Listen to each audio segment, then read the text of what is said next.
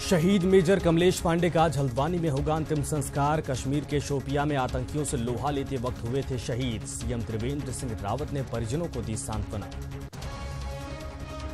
हल्द्वानी की नंधौर नदी में जलस्तर बढ़ने से फंसे कई ग्रामीण। सुबह तड़के 4 बजे किया गया रेस्क्यू। दूसरे छोर पर रात भर डटी रही एसडीएम सहित एसडीआरएफ की टीम।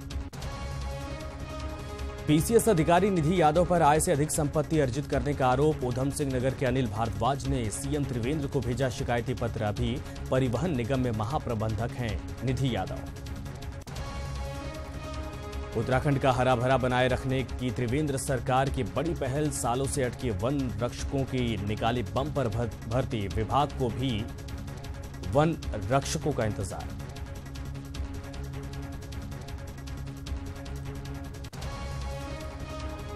उत्तराखंड में आज कई इलाकों में भारी बारिश का अलर्ट। देहरादून, हरिद्वार समेत कई जिलों में कल भी हुई भारी बारिश। जनजीवन हुआ अस्त व्यस्त। नमस्कार, आप देख रहे हैं सुप्रभात उत्तराखंड और मैं हूं आपके साथ संजय यादव। हल्द्वानी में नंधौर नदी में रात भर फंसे 20 ग्रामीणों को रेस्क्यू अभियान चलाकर सुरक्षित बाहर निकाल लिया गया। आपको बता दें कि कल देर रात नदी का जलस्तर बढ़ जाने से ये ग्रामीण नदी के दूसरे तट पर फंस गए थे। रात भर एसडीएम और एसडीआरएफ की टीम मौके पर मौजूद रही। सुबह तड़के 4 बजे नदी का जलस्तर कम होने के बाद सभी ग्रामीणों को सुरक्षित निकाल लिया गया है। तो ये तस्वीर देखिए, जैसे ही पानी बढ़ा, जलस्तर बढ़ा, उसके बाद ये सभी फंस गए थे और एसडीएम एसडीआरएफ की टीम के साथ पूरी रात यहां पर मुस्तैद रहे। 4 बजे के आसपास जब पानी घटा, उसके बाद रेस्क्यू करके इनको बाहर निकाला जा सका। भूपेंद्र गुप्ता इस वक्त हमारे साथ, हमारे संवाददाता फोन लाइन पर है। भूपेंद्र, इस वक्त क्या कुछ जानकारी है? ये देखिए, 8 से 10 घंटे की एक्सरसाइज चली है। उसके बाद इनको आज सुबह 4:30 बजे के आसपास सकुशल निकाल लिया गया है। और सब के सब बेचारे रात भर जगे रहे थे और डरे हुए भी थे। तो जब ये पहुंच गए, अपने अपने घर ही पहुंच गए हैं। इसके साथ साथ जितने लोग थे उनको बुला करके बताया भी गया कि भाई अगली बार से जब भी कभी इस तरीके की कोई बात होती है तो एक बार आप जानकारी प्रशासन को जरूर दे दें, क्योंकि रात का मामला था, इसलिए इसको इस बार एहतियातन तौर पर कर दिया गया है। साथ ही साथ ये भी कह दिया गया है कि जब नदी का जलस्तर बढ़े तो कृपया किस तरीके के जो कोई काम है उनको यही आसपास के इलाकों में ऐसे जगह पर निपटा लिया जा सके। और तो सबसे जो महत्वपूर्ण बात यह है कि इसमें एसडीएम और एसडीआरएफ की टीम ने पूरी रात रेस्क्यू किया है। कल ये मामला शाम के 4 बजे के आसपास का था और जो जलस्तर है करीब 6:30-7 बजे के आसपास बढ़ गया। उसके बाद से लगातार ये जो है 8-10 घंटे लगातार ये एक्सरसाइज चली है। तब तक अधिकारी वहाँ जंगल, एकदम घनघोर जंगल है, नंदौर वैली पड़ती है, वहाँ पे बेचारे पड़े हुए थे जहाँ पे ये दिक्कत को सामना करना पड़ा। भूपेंद्र, लेकिन ये फंसे कैसे थे? क्या इनका वहां पर घर था या फिर कहीं गए थे सारे जिससे फंस गए? क्योंकि अलर्ट जारी किया गया है, जो आसपास के इलाके हैं नदियों के किनारे वो ऑलरेडी अलर्ट पर हैं, यानी उनको वहां से हटाया जा रहा है। जी देखिए, एक जगह पड़ती है चोरगलिया में, आमखेड़ा, और वहाँ पर एक कल वृद्ध महिला की मौत हो गई थी। उसके अंतिम संस्कार के लिए, क्योंकि हिंदू रीति रिवाज के हिसाब से नदी के किनारे जो अंतिम संस्कार किया जाता है, तो ये नंदौर नदी के इस तरफ ये लोग पहुंचे और जब उनको लगा कि तो जलस्तर कम है तो ये नदी को क्रॉस करके दूसरे छोर पे चले गए। और एकदम जब 3-4 घंटे का समय लगा अंतिम संस्कार में, तो उसी दौरान जो है नदी का जलस्तर बढ़ गया, क्योंकि नंदौर एक बड़ी, बिल्कुल उसी वक्त अचानक नदी का जलस्तर बढ़ गया, जिसके बाद ये हालात पैदा हो गई। ये सभी फंस गए और हालांकि अब एसडीआरएफ और एसडीएम की टीम ने रेस्क्यू करके इन सभी को बाहर निकाल लिया। बहुत बहुत शुक्रिया। इधर हल्द्वानी में शहीद मेजर कमलेश पांडे का राजकीय सम्मान के साथ आज अंतिम संस्कार किया जाएगा। इससे पहले शहीद का पार्थिव शरीर देर रात बरेली लाया गया था, जहां पर मिलिट्री हॉस्पिटल में उन्हें श्रद्धांजलि अर्पित की गई।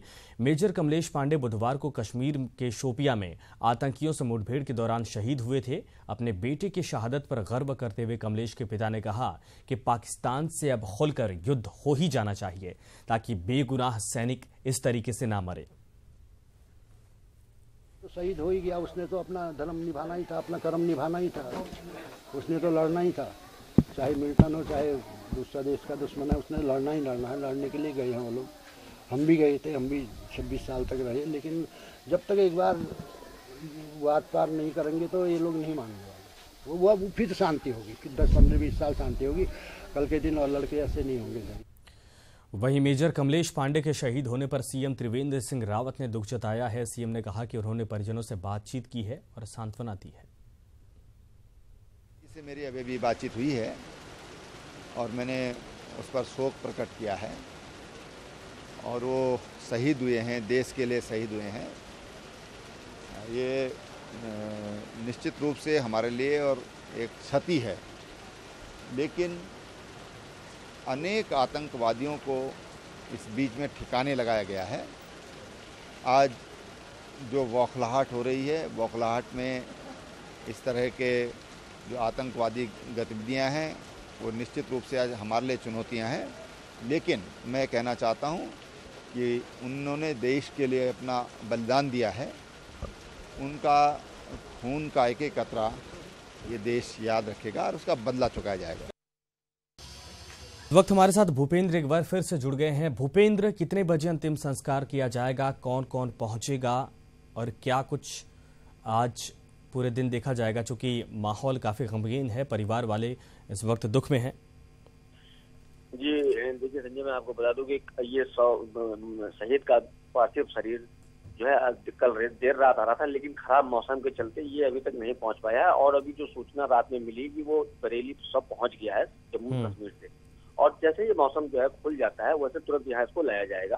और अभी हमारी जो अधिकारियों से बात हुई, उनके मुताबिक जो है करीब 9:30-10 बजे तक ये सौ या हल्द्वानी आ जाएगा। उसके बाद यहाँ पे अंतिम संस्कार की प्रक्रिया पूरी कर दी जाएगी। प्रशासन ने भी अपनी पूरी तैयारी कर ली है, कारत मंगवा ली गई है, यहाँ सलामी दी जाएगी। और जब यहाँ 100 में तमाम रिश्तेदार भी यहाँ पे मेजर कमलेश पांडे के घर में पहुंच गए हैं। उनकी पत्नी कल गाजियाबाद से जो है पहुंच गई थी शाम को, और उम्मीद ये जताई जा रही थी कि जम्मू कश्मीर से सीधा 100 जो है दिल्ली होता हुआ यहाँ पहुंच जाएगा हल्द्वानी। लेकिन खराब मौसम के चलते उसको बरेली कंटेनमेंट में रखा गया है और थोड़ी देर बाद वो यहाँ पे पहुंचने की संभावना जताई जा रही है। और जैसे वो सब पहुंचेगा उसका यहाँ से किला रानी घाट में जो है बाकायदे राजकीय सम्मान के साथ में उनका अंतिम संस्कार किया जाएगा। आज यहाँ पे हम वित्त मंत्री प्रकाश पंत यहीं पे हैं। उसके अलावा बिल्कुल, तो कई दिग्गज पहुंचेंगे और इस वक्त पूरा परिवार गमगीन है, क्योंकि घर का एक बेटा शहीद हो गया है, लाल शहीद हो गया है। और सीएम ने भी सांत्वना जताई है परिवार वालों से बातचीत करके, और आज हो सकता है कि वित्त मंत्री भी अंतिम संस्कार में पहुंचेंगे। बहुत बहुत शुक्रिया। इधर त्रिवेंद्र सरकार ने वन विभाग में वन रक्षकों की बम्पर भर्ती निकाली है। विभाग को भी कई सालों से वन रक्षकों का इंतजार था और वन रक्षकों की कमी से वन विभाग भी जूझ रहा था। सेवा चयन आयोग ने फॉरेस्ट गार्ड की भर्ती के लिए विज्ञप्ति जारी कर दी है। प्रदेश भर के 1220 फॉरेस्ट गार्डों के लिए पद निकाले गए हैं। इन सभी पदों के लिए ऑनलाइन आवेदन किया जा सकता है। आपको बता दें कि इन सभी ग्रुप सी के आवेदनों की अंतिम तिथि 20 सितंबर है। वहीं ऑनलाइन आवेदन की प्रक्रिया 8 अगस्त से शुरू हो जाएगी। सुनील नौप्रभात इस वक्त हमारे साथ लाइव हैं। सुनील, बहुत दिनों बाद ये देखा जा रहा है कि वन विभाग में भर्ती निकली है, युवाओं के लिए एक अच्छा मौका है। और वन विभाग चूंकि ये फॉरेस्ट एरिया है, ऐसे में स्थिति और बेहतर करनी है, तो ये एक सुनहरा मौका भी है और स्ट्रेंथ मजबूत होगी।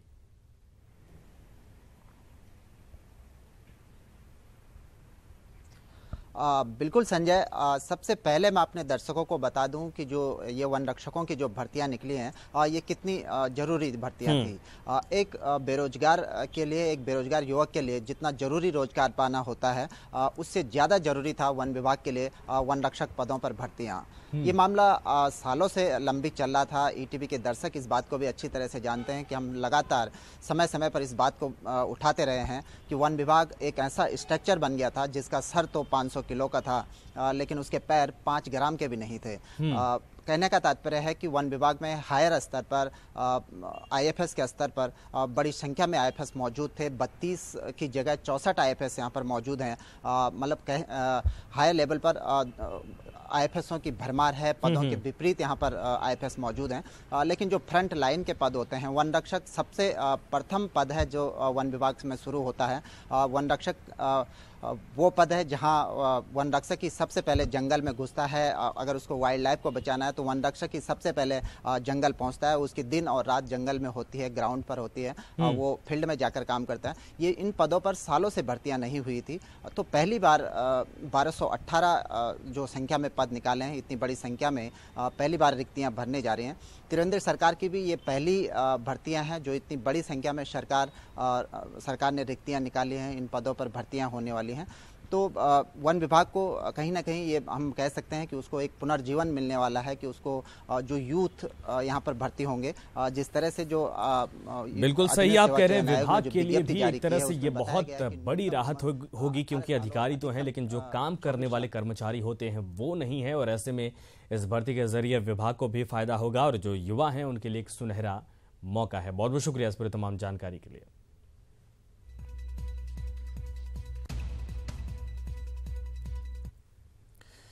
इधर पीसीएस अधिकारी निधि यादव एक बार फिर से चर्चाओं में हैं और इस बार निधि यादव आय से अधिक संपत्ति अर्जित करने को लेकर चर्चाओं में है, जिसकी शिकायत मुख्यमंत्री तक पहुंच चुकी है। और यह पूरा मामला क्या है, इस रिपोर्ट के जरिए चलिए आपको दिखाते हैं।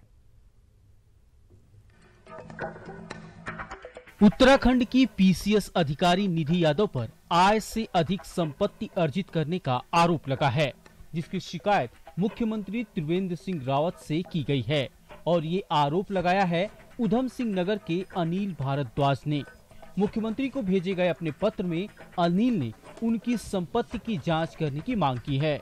आइए आपको बताते हैं कि अनिल भारद्वाज ने अपनी शिकायत में निधि पर कितनी संपत्ति अर्जित करने का आरोप लगाया है। शिकायती पत्र में निधि यादव की दर्शाई संपत्ति: यमुना एक्सप्रेस हाईवे पर 1000 वर्ग मीटर जमीन, कीमत 5 करोड़। काशीपुर में 1860 वर्ग मीटर का फार्म हाउस, कीमत 4 करोड़। हरिद्वार में गायत्री लोक अपार्टमेंट में फ्लैट, कीमत 50 लाख। काशीपुर में पार्टनरशिप इन्वेस्टमेंट, कीमत 2 करोड़।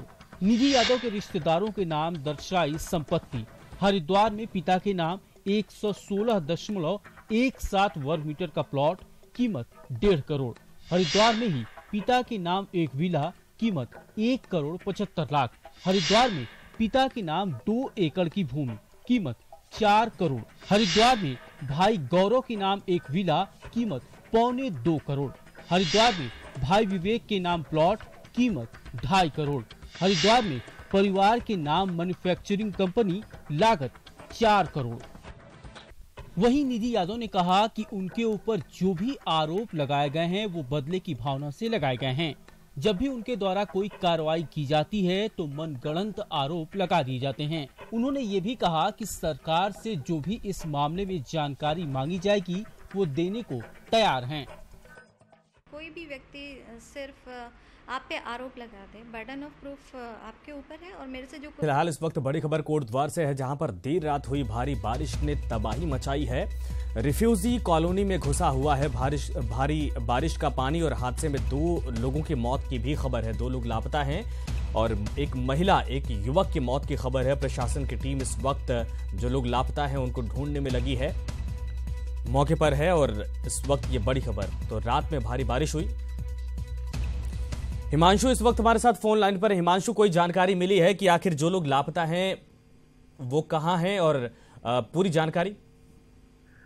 संजय, बताओ, देर रात का ये मामला है कि जब भारी बारिश के चलते कोटद्वार और उसके आसपास के इलाकों में जो जल भरा हुआ है, कई घर ढह गए हैं और इस पूरे मामले में जो है करीब 2 लोगों की जान गई, जिसमें एक पुरुष और एक महिला बताई जा रही है और 2 लोग लापता बताए जा रहे हैं।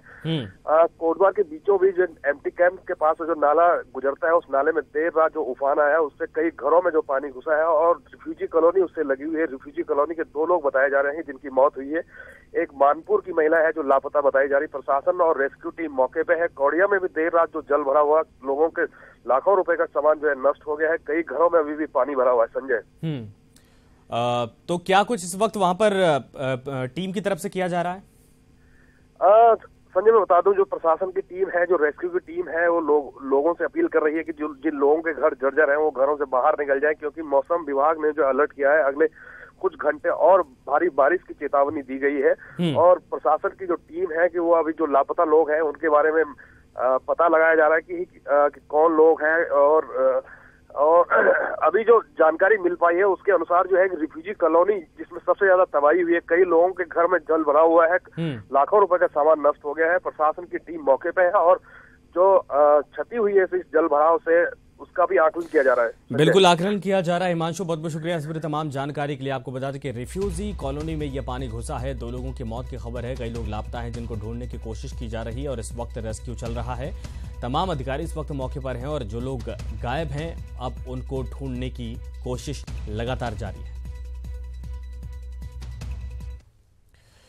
एनजीटी की ओर से कोर्ट के आदेशों के बाद भी हरिद्वार में पॉलीथीन का प्रयोग नहीं हो रहा है, रुक रहा है और गुरुवार को जिलाधिकारी दीपक रावत ने ज्वालापुर इलाके में छापेमारी की। छापेमारी के दौरान अलग अलग विक्रेताओं के यहां से 150 से ज्यादा बोरे पॉलीथीन जब्त किए गए। वहीं डीएम ने थोक विक्रेताओं पर 5-5 हजार रुपए जुर्माने के साथ ही कानूनी कार्रवाई के निर्देश दे दिए हैं। तो कोर्ट ने भी ये आदेश जारी किया था, एनजीटी ने भी जारी किया था, लेकिन इसके बावजूद उत्तराखंड में हरिद्वार में पॉलीथीन का इस्तेमाल रुकने का नाम नहीं ले रही है। आर्थिक दंड का बात है वो तो 5,000 का ही है, गवर्नमेंट के रूल्स 5,000 का दंड डाल सकते हैं, लेकिन जो सामग्री है वो पूरी की पूरी जब्त हो। देखिए इसमें अगर विरोध होगा तो फिर हमें सुसंगत धाराओं में एफआईआर भी करानी है।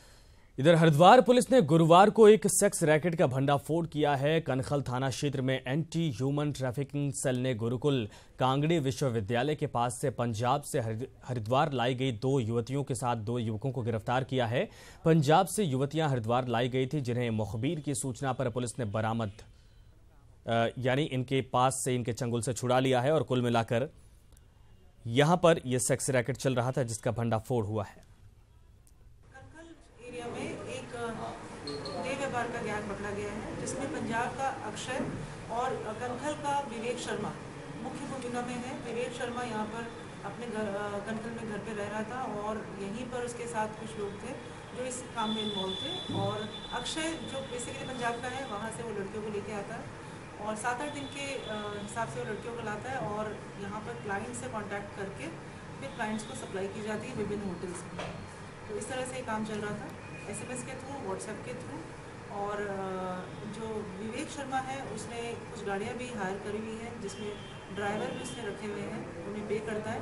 ये ड्राइवर्स लड़कियों को जिन होटल्स में ठहराया जाता है वहाँ से क्लाइंट्स की डिमांड पे डिफरेंट होटल्स में सप्लाई किया जाता है। फिलहाल 3 लड़कियाँ पकड़ी गई हैं। और इन दिनों नैनीताल पुलिस मनचलों से परेशान है। हर दिन करीब 1000 से ज्यादा लोग फर्जी तरीके से पुलिस कंट्रोल रूम में फोन करते हैं और रिचार्ज करने को कहते हैं। और इतना ही नहीं बल्कि कई लोग तो फोन पर गाली गलौज तक पर उतारू हो जाते हैं। लगातार बढ़ते फर्जी फोन की घटना के बाद एसएसपी ने कहा है कि जो लोग भी इस तरीके की कॉल कर रहे हैं उनके ऊपर कार्रवाई की जाएगी। देखिए हमारे डीसीआर में जो हमने 100 नंबर दे रखा है उस पर दिन की करीब 1,500 से 2,000 कॉल्स हमें रिसीव होती हैं। उन 1,500 से 2,000 कॉल्स में ज़्यादातर कॉल्स टोल फ्री नंबर की आ जाती हैं, किसी कॉल सेंटर की कॉल्स भी यहाँ पर आ जाती हैं, कई बार तो मुरादाबाद की कॉल्स यहाँ आ जाती हैं, देहरादून की कॉल्स यहाँ आ जाती हैं। तो कोई ऐसा सिस्टम नहीं जनरेट हो पा रहा है। इसके लिए हमने महाप्रबंधक BSNL को भी एक लेटर लिखा था कि इस तरीके की दिक्कतें आ रही हैं कि गलत नंबरों से भी कॉल यहाँ पर आ जा रहे हैं, जिससे कि जो पीड़ित हैं उनको न्याय मिलने में प्रॉब्लम होती है, क्योंकि इससे जो सही में जिसको मदद की दरकार है जब वो मिलाता है तब उससे 100 नंबर या तो बिजी आता है या उससे मिल नहीं पाता है। तो ये एक बहुत ही बड़ी प्रॉब्लम है जिसको हम फेस कर रहे हैं। सीएम त्रिवेंद्र सिंह रावत के स्वास्थ्य सलाहकार डॉक्टर नवीन बलूनी ने गुरुवार को दून अस्पताल का निरीक्षण किया। डॉक्टर बलूनी ने दून अस्पताल में बने स्वाइन फ्लू वार्ड और डेंगू वार्ड से लेकर अस्पताल के टॉयलेट और जनरल वार्डों का भी निरीक्षण किया। साथ ही भर्ती मरीजों से उनकी समस्याएं भी जाने। निरीक्षण के दौरान खामी पाए जाने पर मौके पर अधिकारियों को फटकार भी लगाई और 1 हफ्ते में अस्पताल की व्यवस्थाएं सुधारने के निर्देश दिए हैं। आज माननीय मुख्यमंत्री जी को मुझे यहाँ भेजने का उनका पर्पस यही था कि जो फाइल में हमारे काम हैं और रियल में ज़मीनी हकीकत क्या है, कि फ़ाइल में बहुत सारे काम ऐसे हमने देखे कि जो हमारे फाइल में पूरे हो चुके, लेकिन मुझे यहाँ देखा ग्राउंड स्तर में वो कंप्लीट नहीं है। तो सीएम साहब ने आज मेरे को ये औचक निरीक्षण इसीलिए बोला था कि आप एक कंप्लीट रिपोर्ट बना के लाइए पूरे हॉस्पिटल के बारे में। इधर पहाड़ों की रानी मसूरी में पिछले 5 दिनों से लगातार हो रही बारिश के चलते जनजीवन अस्त व्यस्त हो चुका है। मसूरी घूमने आ रहे सैलानी भी बारिश और कोहरे से परेशान हैं। बारिश का शहर के पर्यटन व्यवसाय पर बुरा असर पड़ा है और शहर में पर्यटकों की संख्या में भारी कमी आई है। वहीं जो सैलानी मसूरी आए हैं उनका कहना है कि मसूरी की प्राकृतिक खूबसूरती को देखने आए हैं वो, लेकिन घना कोहरा और बारिश के चलते उनकी मुराद पूरी नहीं हो पा रही है। मसूरी का मौसम तो अच्छा है यहाँ पर ये क्या है, थोड़ा साइट सीइंग नहीं हो पा रही है, क्योंकि क्या है कि बारिश हो जा रही है, उसके बाद धुंध बन जा रही है, तो हम 15-20 मीटर के आगे का देख ही नहीं पा रहे, तो ये थोड़ा सा इशू आ रहा है।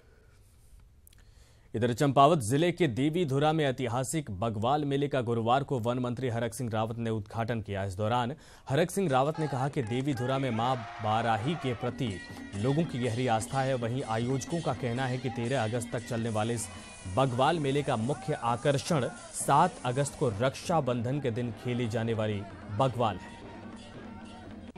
बगवाल मेला का प्रारंभ आज होने जा रहा है। शुभारंभ में जो ये मेला 13 दिनों का मेला चलेगा, जिसमें मुख्य आकर्षण जो बगवाल नाम से प्रसिद्ध है, मां बाराही धाम देवीधुरा में, वो 7 तारीख को यहाँ पे बगवाल होगी, जिसमें 4 खाम नेतृत्व करती हैं।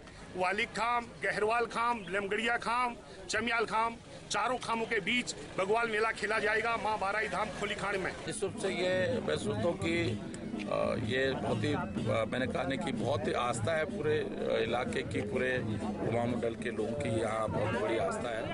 और निश्चित रूप से मुझे तो मैंने कहने कि पहले ये तो अब थोड़ा सा परिवर्तन हुआ है, लेकिन अब भी जिस तरह एक दूसरे को पत्थर लोग मारते थे।